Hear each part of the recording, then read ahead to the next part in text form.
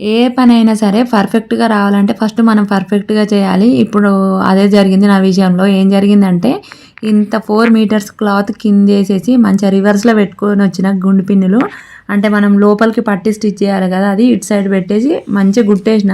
కుట్టిన తర్వాత అర్థమైంది రివర్స్‌లో కుట్టినా అని. ఏం ఆలోచించుకుంటా చేసినో తెలీదు గానీ అట్లా అయిపోయింది. ఇంకా మళ్ళీ ఇదంతా ఓపెన్ చేసి మళ్ళీ కుట్టేసరికి హాఫ్ అన్ అవర్‌లో అయిపోవాల్సిన పని కాస్త ఒక 2, 3 గంటల టైం అయితే పట్టిందనమాట. ఇంకా త్రివిక్రమ్ చెప్తాడు కదా! ఒక డైలాగు, రాత్రి ఉదయించే సూర్యుడని. ఆ డైలాగ్ నాకు గూడా మీ మధ్య మంచిగా వర్తిస్తుంది. ఈ లంగా మొత్తం కంప్లీట్ అయ్యేసరికి నాకు దాదాపుగా నైట్ 2:30 అట్లా అయిందనమాట టైం అయితే.